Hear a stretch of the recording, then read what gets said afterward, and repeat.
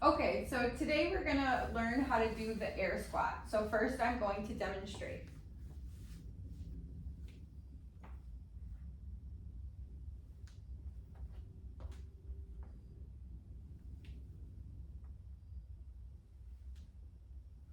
So to begin the air squat, what we wanna do is we wanna stand with our feet shoulder width apart.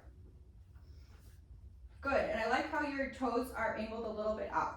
So what I want you to think about in the first part of this is I want you to think about driving your heels into the ground. You should be able to wiggle your toes.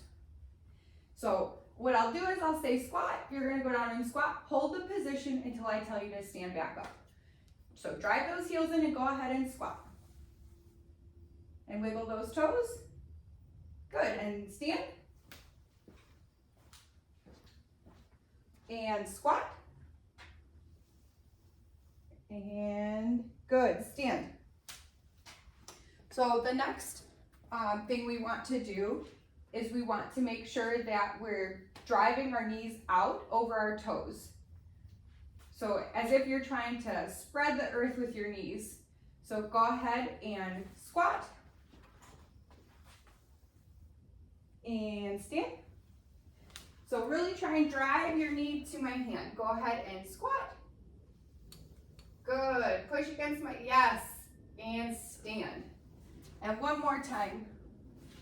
And squat. And stand. So the next point of performance is making sure that your hips go below parallel, and you're doing that. So we're gonna move on to the next step. So when we go to initiate the air squat, the first thing that we wanna do is drive our hips back. So what that would look like is like bumping the door of a car to close it. So we wanna drive our hips back and then initiate down with those knees. So go ahead and try that and squat. And keep driving those knees out. Still don't forget about that step. Perfect. And stand. And go ahead and initiate with those hips. And stand. The last thing that we want to make sure that we're doing is that we're maintaining an upright torso. So what we do is we keep those hands driving high, and we want to make sure that we're looking up as we're squatting. So go ahead.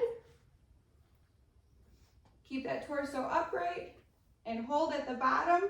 Make sure we're still wiggling our toes, and then push against my hand and stand. One more time. And squat. And stand. That is the air squat.